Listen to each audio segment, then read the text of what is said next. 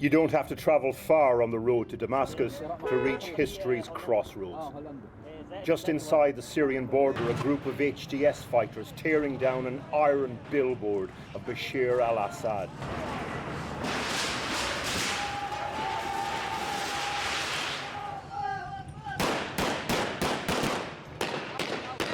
So we've just entered the new Syria. We don't know what kind of country we're going into. We do know what kind of country this once was. Over half a century of bloody Assad rule, 13 years of conflict, 500,000 people plus killed, half the population displaced, a refugee crisis that changed the face of European politics. The last time I was here in Idlib was 2020. If you'd have told me then that I would be driving into Damascus today, I simply would not have believed you. The thing about the Assad regime, it became monumental in the psyche of the people who lived here. They could not imagine a world without him. Now, that is exactly what they're imagining.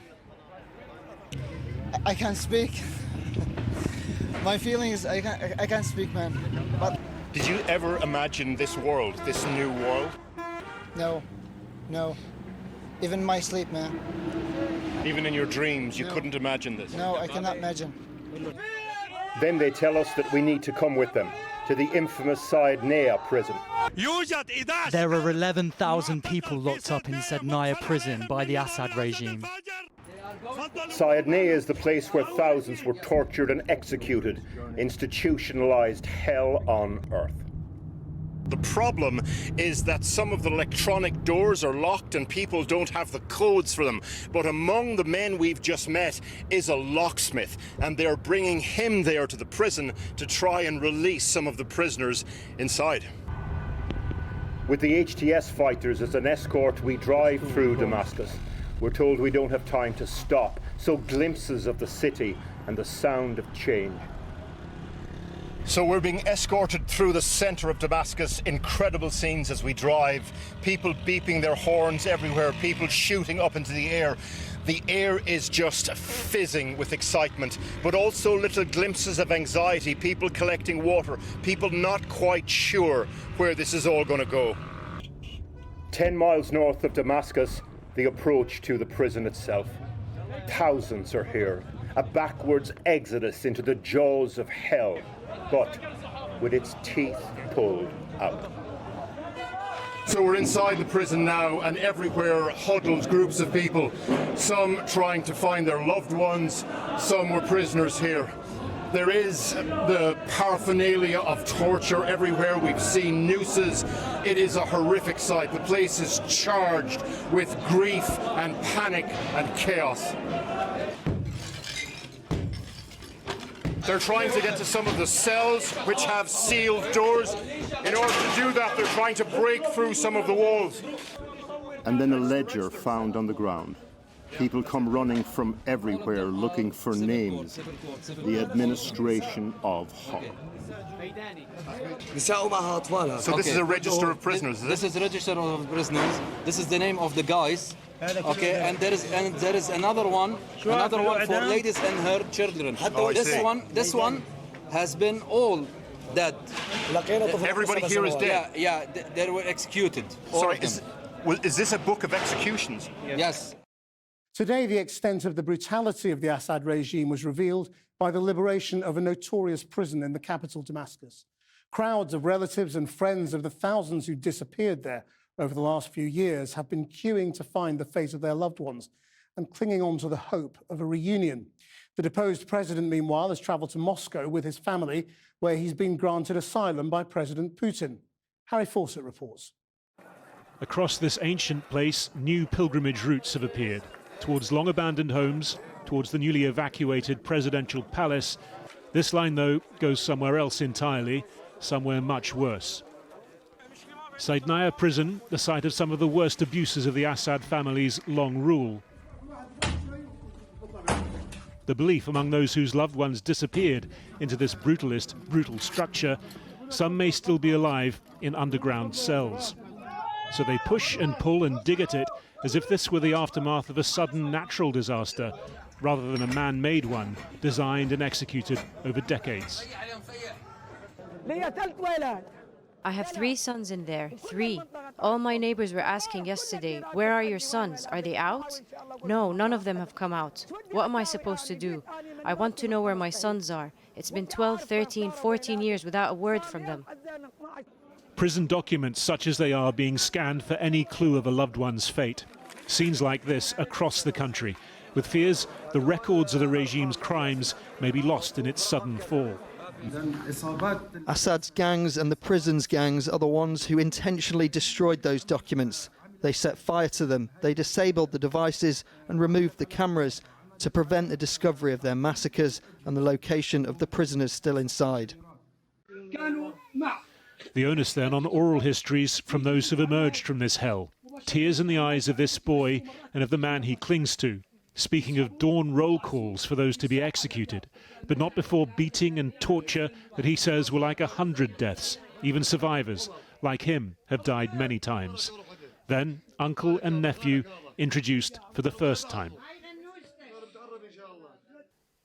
The prison north of Damascus was established more than 40 years ago and became known as the Human Slaughterhouse, made up of the main cell block or Red Building, where inmates were detained, starved and tortured, and the White Building, home to an execution room with multiple nooses. The US said a crematorium may have been added to cover up the scale of the killing, by some estimates as many as 13,000 people. It's that level of state cruelty for so long that has so many in this country feeling so joyous at this liberation, no matter the uncertainties it holds. I am 60 years old and this is the first time that I've stood here. People are getting delirious with happiness. Yesterday was a great day and we are waiting for our children to come home and enjoy it.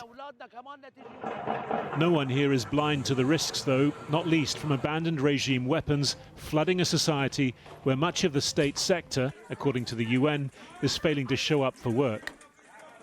That's a vacuum the Islamist fighters of Hayat Tahrir al-Sham, the vanguard of this rebellion, are trying to fill on the streets, while their leader, Abu Muhammad al-Julani, is publicly stewarding what he says will be an orderly political transition between Assad's prime minister on the far left and on the far right, the head of his own civil administration in the rebels' northern stronghold. HTS today continuing its message of moderation, saying Assad army conscripts will be granted amnesty, that women will be able to dress as they wish. But these are still forces once linked to ISIS and al-Qaeda, listed as terrorists by the US, UN and others, and who still wave the jihadi flag. Julani himself has spoken of a personal journey from the global jihadism of his youth, and many analysts see that enacted in the way HTS has cooperated with other players in recent years in northern Idlib. Others, though, point to repeated human rights abuses, detentions, even executions used to quash dissent. On the Turkish border, though, the fall of a hated dictatorship trumps any fears of what might be to come. These are people desperate to get home, to rebuild, to reunite after so many years. My older brother was in prison. I haven't seen him for 13 years. The prisons have been emptied, so I'm going to see whether he's alive. I don't know if he is. I'll go and take a look. God willing, he is.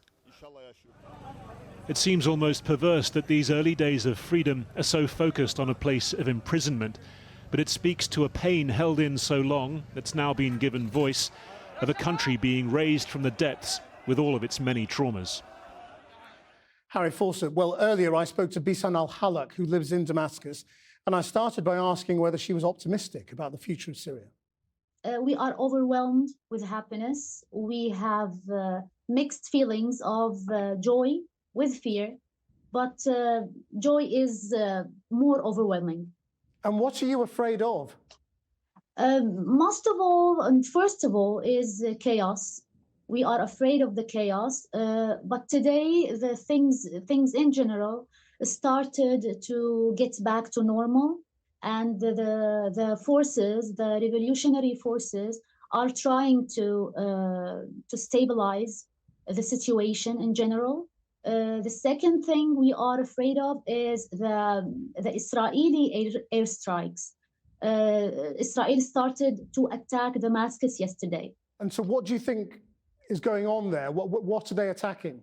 Israel is attacking the weapons, the strategic weapons of Bashar al-Assad.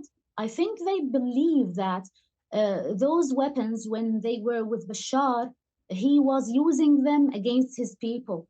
But now they are afraid that those people are going to use these same weapons against Israel someday. And so what do you think of this new leadership of HTS? Do you trust them to have a broad-based Syria in the future? I trust them, yes. Although I don't believe there is something perfect in life, but I think and I believe also that anything in life is better than Bashar. Anything in life is better than Bashar. And we are optimistic and we will try to be as positive as we can. We are really wary about all the mistakes that were committed in the Arab Spring, and we want to avoid these mistakes, and we hope for the better for Syria. And what do you think should happen to those people who were part of the Assad regime and supporters of it? They must be brought to justice. Every criminal that committed war crimes should be brought to justice. That's it. Regarding civilians and unarmed people and innocent civilians, I don't think that there is any danger against them because they are open to build their state. There's an awful lot to discover yet about what was going on during the Assad regime. There are so many people coming out of prisons, so many political prisoners. Yes. And we are going to learn a lot, I'm sure, of what was really going on. How do you think Syria and Syrian people can cope with that without the anger spilling over? I don't know. I believe that after all the footages and the videos we saw from Sednaya prison, unfortunately, anything can be expected. Not everything can be accepted, but I think everything can be expected. Unfortunately, we saw really horrific footage. It's really devastating. What happened to Syria, really devastating. Anyway, we just want justice to be served. We don't want to be uncivilized. Bisan al-Halak, thank you very much indeed. Thank you. Well, the fall of Assad has resulted in a flurry of military activity on Syria's borders as Israel and Turkey try to take advantage of the changing situation. America also launched strikes against ISIS targets in central Syria. So Keir Starmer, on a tour of the Gulf, said Assad's departure was an opportunity for the country, but he warned that the fall of other brutal regimes in the past had resulted in violence, not peace. Here's our political editor, Gary Gibbon. The Prime Minister found himself in the Middle East as the region saw one of the biggest convulsions of recent times. His hosts, United Arab Emirates, and then on to Saudi Arabia. Both had extended the hand of friendship to President Assad only last year, having given up on him being toppled. But in the Middle East, few things stand still forever. Even the United States, which put a bounty on the head of the man who leads the victorious rebel forces, said it might now cautiously engage with that same man and others. Make no mistake, some of the rebel groups that took down Assad have their own grim record of terrorism and human rights abuses. We've taken note of statements by the leaders of these rebel groups in recent days, and they're saying the right things now. But as they take on greater responsibility, we will assess not just their words, but their actions. In the meantime, the United States, like other big players in Syria, is seizing the moment. US bombers hit some 75 targets in Syria, which they believe are bases used by ISIS. Turkey, the biggest player in the events of the last 10 days, having allowed the HTS lightning advance to happen, is backing some rebel groups in northern Syria while trying to push back Kurdish groups operating there. Israel overnight launched airstrikes on weapons systems in Syria. It said it was to stop chemical and other weaponry falling into extremists' hands. And it's crept beyond the Golan Heights territory it already occupies, further into Syria. We took in some points, ruling territories near the border in order not to be surprised from October 7 in the Syrian border. I emphasize it is a very limited and temporary step we took from security reasons. Iran's foreign minister dining out in Damascus 8 days ago. Tehran has lost a key ally in President Assad and faces a rival Sunni-led government forming in Syria. Russia's been moving some equipment from its air base in Syria to its naval base down the coast in recent days. With its access to the Black Sea challenged by Ukraine, Russia may try to explore a deal with the Syrian rebels it's tried for years to destroy. They will be absolutely desperate to get in with the new regime, whatever that turns out to be, to protect the fundamental military interests in the country. It's noticeable that the language is already beginning to change in certain respects. You had Sergei Lavrov, the foreign minister, talking about HTS being basically terrorist organization. Now he's saying leaders of the opposition and things like this. So they are beginning to try and maneuver to protect their interests. The history of recent Arab regime collapse suggests rosy outcomes rarely follow. Egypt saw the military keep some control after Hosni Mubarak's downfall and 2 years later snatch it all back. In Libya, after the fall of Colonel Gaddafi, there were elections, then civil war and partition. In Yemen, the end of the regime was followed by civil war and partition. In Tunisia, there were 10 years of liberalising before the country went back to one-man rule. I don't think anyone outside Syria, certainly the neighbours, want to see Syria partitioned up, because that is a recipe for more conflict. So they would probably want to see a weak Syria, but holding within its existing borders, a bit like we've seen in Lebanon and we are seeing at the moment in Iraq. David Lammy. In the Commons, David Lammy was asked if the end of the Assad regime meant Britain would now freeze asylum applications from Syria. The Foreign Secretary seemed unaware that the Home Secretary was simultaneously announcing exactly that. I have to say that has not been put to me in the last few hours. Like Germany, like France and like other countries, we have paused asylum decisions on cases from Syria while the Home Office reviews and monitors the current situation. That could mean more than 6,000 asylum claims are frozen. Last year, 99% of them were granted. In some tension with that, the Prime Minister, speaking in Saudi Arabia, said the government would for now continue to classify the leading rebel group that looks like it's taking over in Syria as a terrorist organisation. No decision is pending at all on this. It is far too early. At the moment, the focus has to be on talking to our allies, making sure that this is an opportunity for Syria, and therefore we have to work to make sure that it's a peaceful opportunity. A moment of opportunity and of danger for Syria, and a giant challenge for former allies of Assad, those recently reconciled and sworn enemies of his regime. Well, while US bombers were targeting ISIS targets in Syria, President Biden was saying the fall of the Assad regime presents an opportunity. Here's our Washington correspondent, Siobhan Kennedy.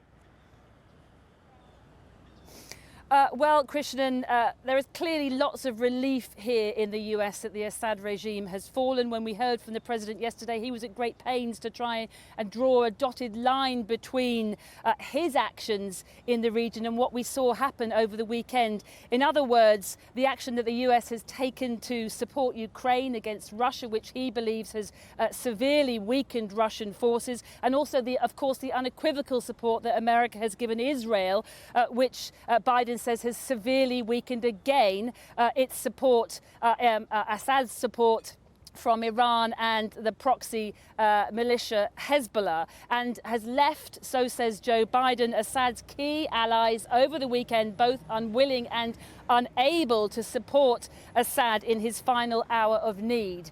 So what happens next? Well, Biden says that the US is ready to offer support to Syria's neighbors in the region, including Jordan, of course, Lebanon, Iraq and Israel, should any threat arise from internally in Syria. Chief among that threat, of course, the big concern here is any re-establishment of ISIS in the region. Joe Biden saying that he believes that ISIS will try and take advantage of the vacuum that is present there now. And as Gary said in his piece, we've already seen 75 strikes on ISIS camps in Syria over the weekend. He also says that the US will work with the United Nations and with the rebel factions in Syria through those Turkish intermediaries to try and bring about a smooth transition. Ultimately, of course, what Joe Biden and the American government want here is a good relationship with whatever the government is that now follows in Syria, which of course is exactly the opposite of what it had with Assad.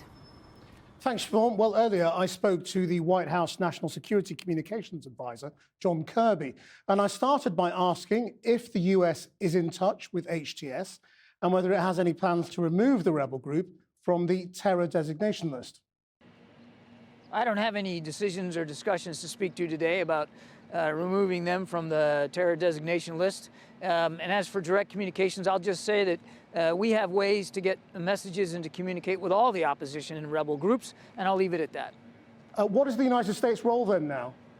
Well, we're working with our interlocutors in the region. We're working at the UN. We're certainly working with opposition groups as appropriate to see what we can do to bring about a transition, a peaceful transition to a level of governance in Syria that meets the aspirations of the Syrian people. That's number one. Number two, we're going to continue to put pressure on ISIS. Just yesterday, the president announced we took some 75 strikes at ISIS camps and facilities in Syria. We're going to continue to make sure that ISIS can't exploit this situation to try to revitalize.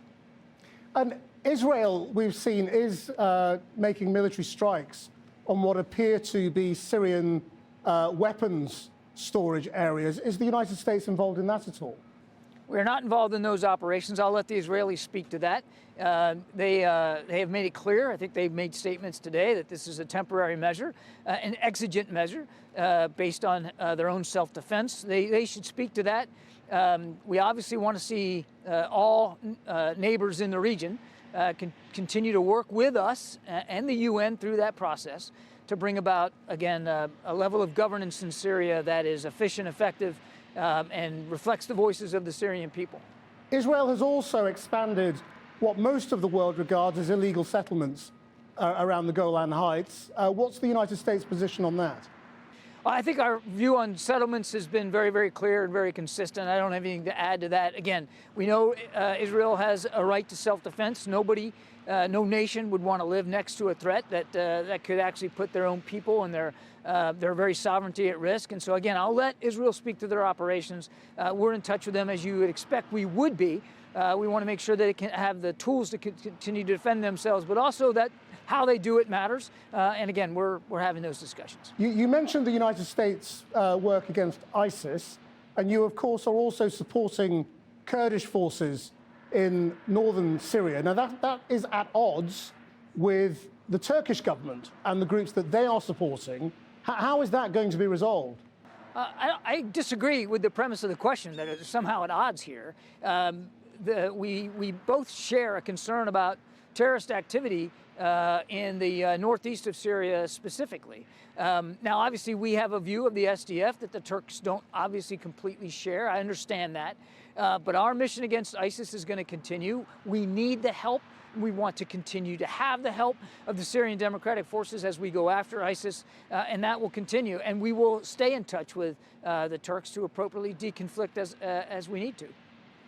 I mean, you say you share goals, but I mean, the Turks regard the Kurds as their enemies, don't they? Again, I'll let the Turks speak to what they're doing. They've made very clear their concerns about groups like the PKK. We recognize that. We understand that. And we certainly also recognize that Turkey has legitimate concerns along that border for the safety and security of their own people. And so we're going to continue to have those discussions with the Turks going forward. We don't want to see any diminution. We don't want to see any operations or any policies approached that would diminish the SDF's ability to focus on ISIS. In the short term, it appears to really be weakening Iran and its ability to supply Hezbollah and Palestinian groups in the Middle East. I mean, how much of a strategic goal is that for the United States to maintain as Syria finds its new future? There's no question when you look at what happened yesterday that it's an outgrowth of a very assertive foreign policy that Joe Biden has put in place and he's been implementing for 4 years. And that is particularly to assist partners when they come under significant threats like Israel has come under and like Ukraine has come under. And I don't think shouldn't be a surprise to anybody that some of Assad's biggest backers, Iran and Russia, were not only unwilling to come to his assistance over the weekend, but unable to because they have been weakened and distracted by the wars respectively that they've been fighting in the Middle East and, of course, in Ukraine. And remember, Iran has been assisting Russia's efforts in Ukraine through drone technology in particular. But there's no doubt about it. When Iran wakes up and looks at the region today, it's a vastly different region than A, it was just a few months ago, and B, what they hoped it would be or what they want it to be going forward. Their axis of resistance has been deeply, deeply hurt and unable to execute their own hegemonic policies. So what do you say to those Syrians, and there are many of them, as you know, who believe that the United States effectively abandoned them through successive administrations, that Obama's red line meant nothing, that Trump's airstrikes on Syria achieved nothing, and that the Biden administration has basically done nothing for 4 years for them? Well, we've obviously been operating inside Syria to go after the ISIS threat. That's been the limit of our military activity. We remain and have remained and will remain in contact with aid organizations around the world to make sure that humanitarian assistance needs are being met, particularly now. And we'll continue to work towards a UN-led process, as the president said, to make sure that the aspirations of those Syrian people can be fully met by a governing authority that actually represents them and listens to their voices. And that's what we're going to be focused on. So just to be clear on that, it does not sound like you think HTS is the future of Syria, that they cannot remain in control. I didn't say that at all. I said we're going to be working with the opposition groups, the rebel groups here, as well as interlocutors in the region, to make sure that the aspirations of the Syrian people can be met. Mr. al-Jilani is saying the right things. Some of the other rebel groups that are in Damascus right now, because it's not just HTS, are also saying the right things about how they're not going to persecute minorities and how they're going to try to establish a legitimate governing authority, how they have moderated their views. We'll see. Back to your first question about removing them from the list, I don't have any discussions to speak to. We're going to watch and see what they do. We're going to be monitoring this closely, and we're going to be working with partners in the region to see what we can do from the United States perspective through the UN and other bodies to bring about that kind of governance in Syria. John Kirby, thank you very much. My pleasure. Well, the fall of the Assad regime has led not only to convulsions in the states that neighbour Syria, it's also causing major global power shifts. Our international editor, Lindsay Hewson, joins us now from the Jordanian capital, Amman. Lindsay. Christian, I've come here directly from Ukraine, but you know, it isn't really two different stories. It's all part of the same thing. Because if it weren't for Russia's war in Ukraine, Bashar al-Assad would probably still be in power, because the Russians would have had the military capacity to prop him up. So it is a sign of Russian weakness that they couldn't do that. And it's a big blow to Russia, because they had supported the Assad family, first as the Soviet Union, then as Russia, first as Hafez al-Assad the father, then as Bashar the son, for more than half a century. And potentially they're now going to lose that major power base in the Middle East, as well as a naval base on the Mediterranean and an air base. The Russians will not be at all happy about this, even though they have given Bashar and his family exile. Well, it's early days, but what is it looking like the winners and losers are? Oh, I think it's very clear that we're seeing a major realignment in the region. The main losers are Iran and Hezbollah, already weakened by a year of fighting with Israel. And Benjamin Netanyahu has said, basically, he's warned Iran, we're coming for you next. And then a major winner is President Erdogan in Turkey, because he kept faith with the rebels when the Gulf countries who had previously supported them did not. And the Gulf countries are in a bit of a dilemma now on what to do, because they had wanted to make some kind of accommodation with Assad. Well, that's all out of the window. But I suppose the real question is, are the Syrian people winners? Obviously, they think they are today. All those incredibly emotional scenes outside the prison and on the streets. But, you know, I was there when Saddam Hussein fell. I was there when Gaddafi fell. I saw all that joy, and it's just so overwhelming. And of course, afterwards, what happens is that things fall apart. And it's not possible to keep that joy, because this is a country with no institutions. It's a narco state. It was one family. It's a mafia state. And trying to build institutions to turn it into a functioning country so that Syrians can live a normal life, that's going to be incredibly difficult. Thanks, Lindsay. Well, Professor Mark Galeotti is an expert in modern Russia and Senior Associate Fellow at the Defence and Security think tank, the Royal United Services Institute. He joins us now from Kent.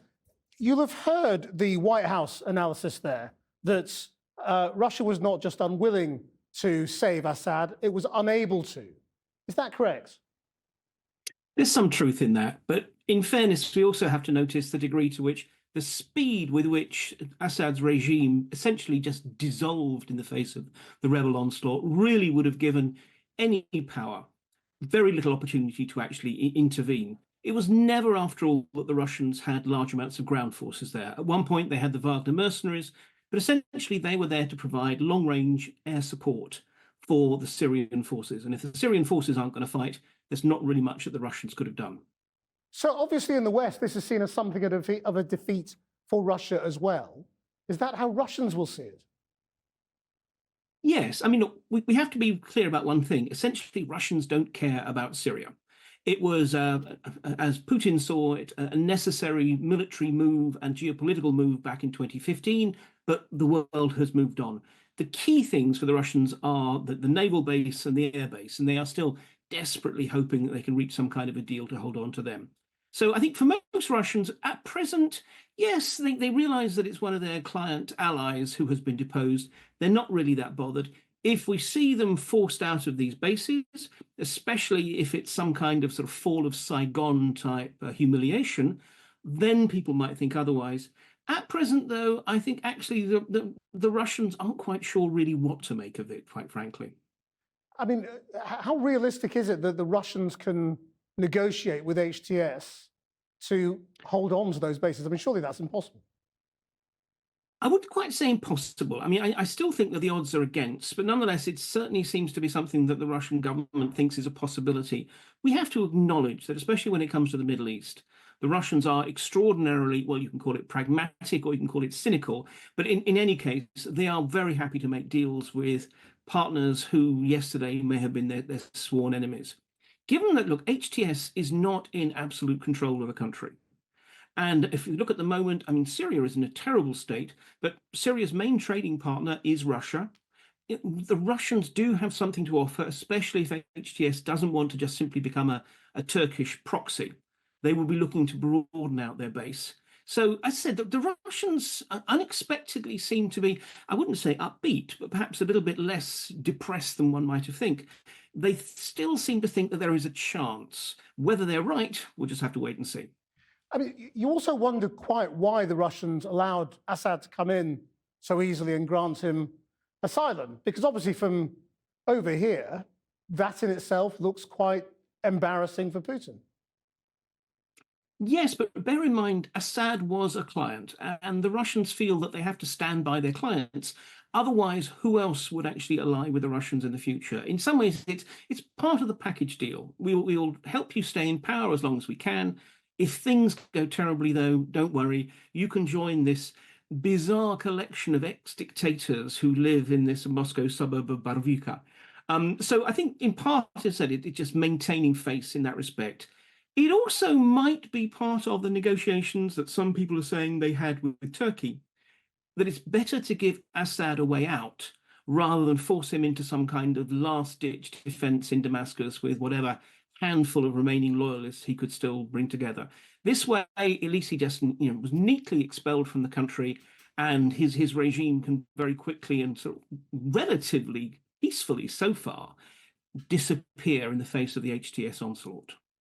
Now, America, Britain, and the Middle Eastern countries are talking about sort of international processes and the United Nations as if these are things that are going to play great roles in the future of Syria. That is far from certain, looking at it right now. But what role, if there is any kind of international process, what would Russia's aim be in that? What would they be trying to get out of it?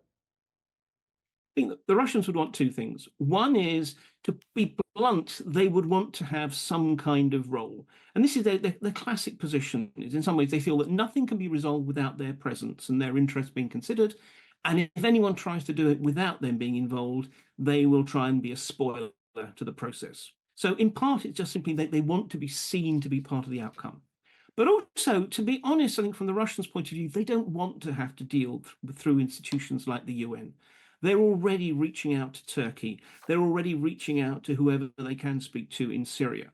From their point of view, the West can stick to these institutions and such like. They will actually try and make sort of very pragmatic deals on the ground with whatever power brokers they can connect to.